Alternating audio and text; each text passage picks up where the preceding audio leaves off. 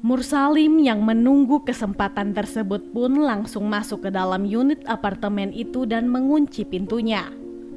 Setelah itu Mursalim memaksa Yoshimi untuk menyerahkan seluruh barang-barang berharga miliknya. Saat itu Yoshimi pun langsung berteriak meminta pertolongan. Hal ini tentunya membuat Mursalim menjadi panik dan kalap secara refleks. Mursalim langsung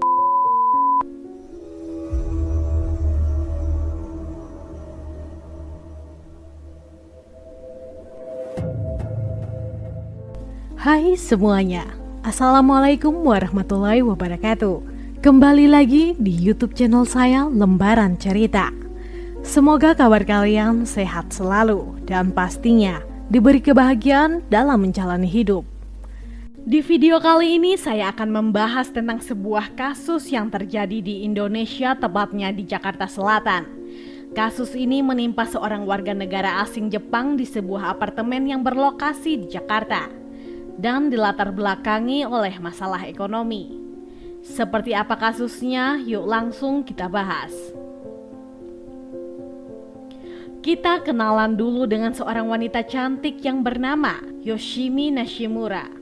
Berusia 28 tahun dan merupakan seorang wanita kewarganegaraan Jepang yang tinggal di Indonesia, tepatnya di sebuah apartemen lantai 10 di kawasan Tebet, Jakarta Selatan. Ia bekerja sebagai seorang manajer finance di sebuah perusahaan ternama di Pulau Gadung, Jakarta Timur. Rekan kerjanya mengenal Yoshimi sebagai sosok perempuan yang baik, sopan, dan pekerja keras. Menurut beberapa penghuni apartemen yang lain, Yoshimi ini seringkali bepergian untuk urusan pekerjaan dalam rentang waktu lebih dari 2 hari dan meninggalkan apartemennya kosong begitu saja. Mengetahui bahwa Yoshimi tinggal sendirian ternyata membuat salah seorang security di apartemen tersebut memiliki sebuah niatan jahat. Nah, informasi mengenai siapa sih security tersebut?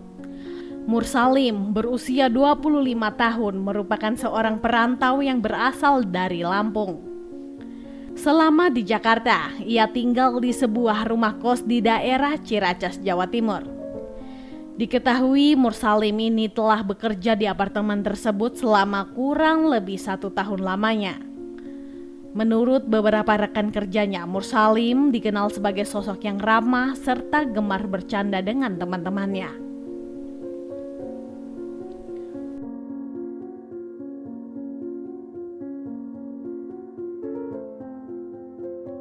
Semua kejadian ini bermula ketika Mursalim yang berprofesi sebagai seorang security di apartemen tersebut melihat sebuah peluang untuk menguasai harta benda milik Yoshimi.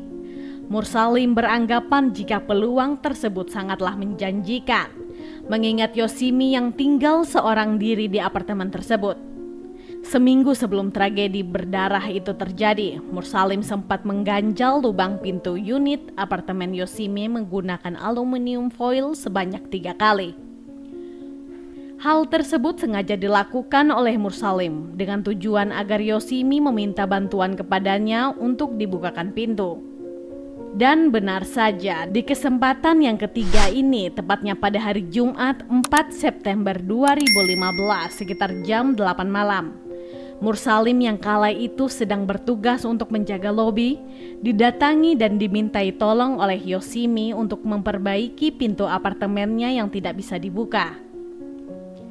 Yoshimi dan Mursalim pun kemudian naik ke atas bersama-sama dan langsung memperbaiki pintu apartemen tersebut.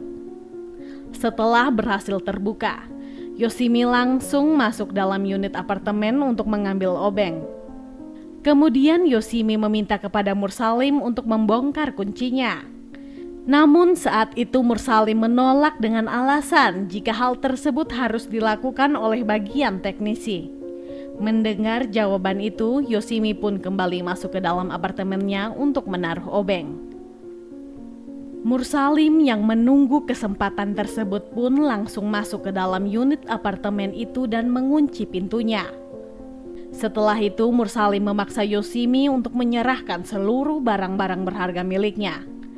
Saat itu Yoshimi pun langsung berteriak meminta pertolongan.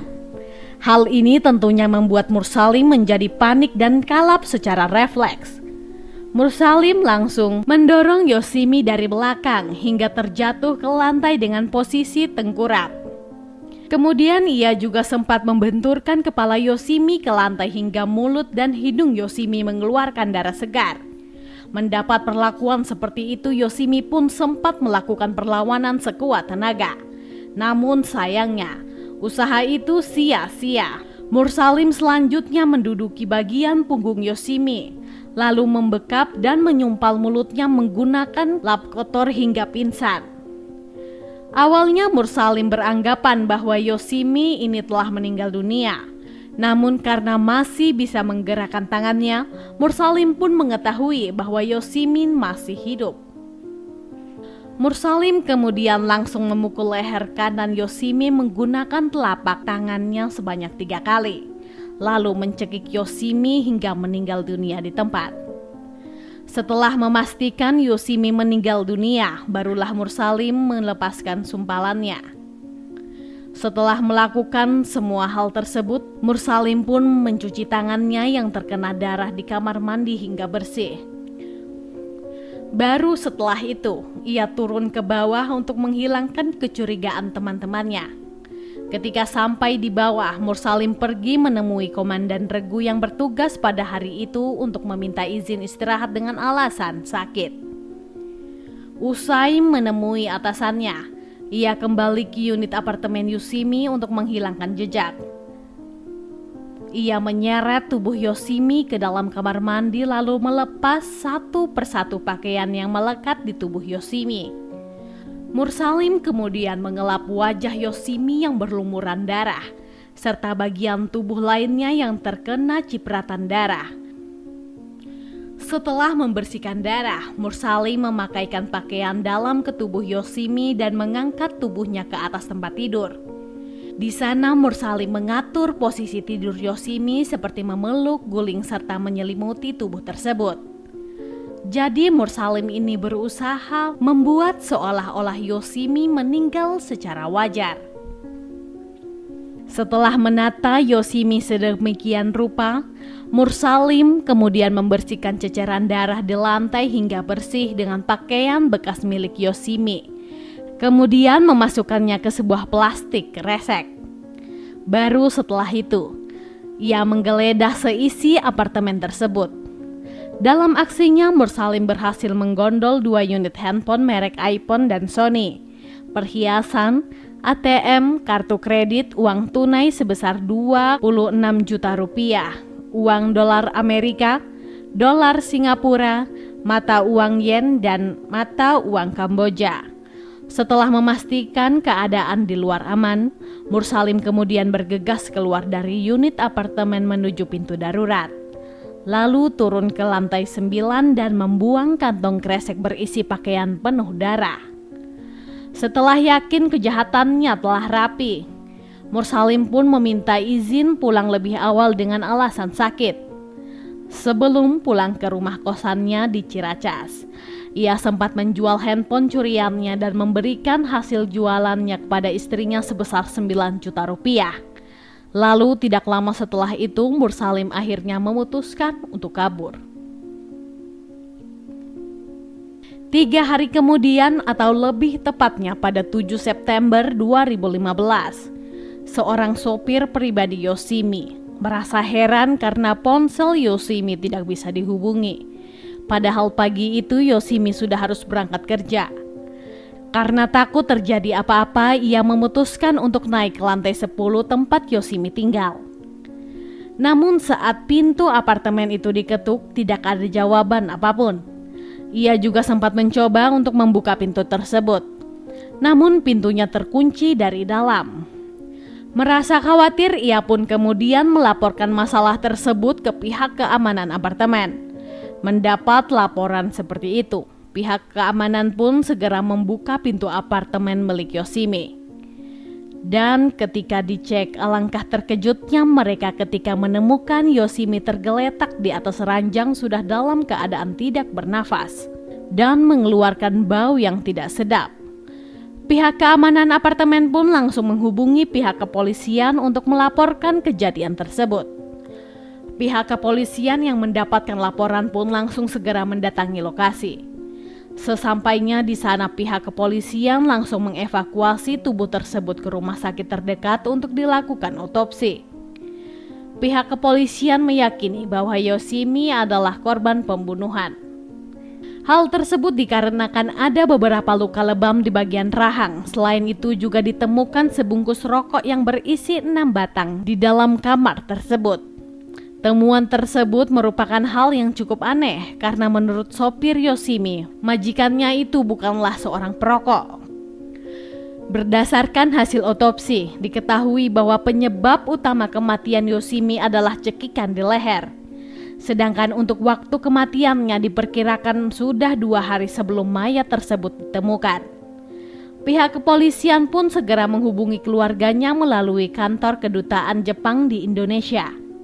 Pada 9 September 2015, pihak keluarga dari Yoshimi datang ke Indonesia dan pada 10 September 2015, jenazah Yoshimi Nishimura langsung dikremasi oleh pihak keluarga.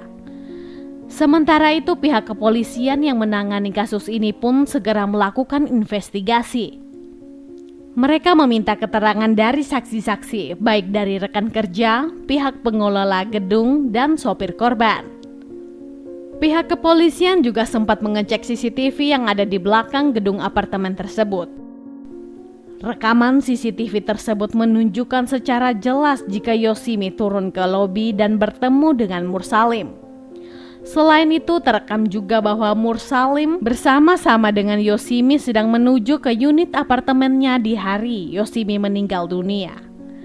Namun CCTV lift tidak pernah merekam Mursalim turun ke bawah, sehingga pihak kepolisian meyakini jika Mursalim turun menggunakan tangga darurat. Ditambah lagi salah satu teman Mursalim mengatakan jika dia sempat melihat Mursalim di lantai 9 dengan wajah yang cukup tegang sebelum akhirnya meminta izin kepada Komandan Regu untuk pulang lebih awal karena sakit kepala. Kecurigaan pihak kepolisian pun menjadi semakin kuat karena Mursalim juga tidak pernah masuk kerja setelah kejadian tersebut. Berdasarkan informasi yang telah didapatkan, pihak kepolisian pun langsung melakukan pengejaran terhadap Mursalim. Dan pada 10 September 2015, Mursalim ditangkap oleh polisi di atas bus Rajabasa Utama di Pringsewu, Lampung dalam perjalanan menuju kembali ke Jakarta. Saat penangkapan tersebut, Mursalim hendak melompat dari atas bus hingga pihak kepolisian pun terpaksa menghadiahi kaki Mursalim dengan timah panas. Pihak kepolisian pun langsung mengiring Mursalim ke Polda Metro Jaya untuk dilakukan penyelidikan lebih lanjut. Di dalam interogasinya sendiri, ia sempat tidak mengakui perbuatannya. Namun setelah didesak oleh tim penyidik, Mursalim akhirnya mengakui semua perbuatannya. Untuk motifnya sendiri, Mursalim mengaku bahwa dirinya sedang dalam himpitan ekonomi, sehingga muncul keinginan untuk menguasai barang-barang berharga milik korban.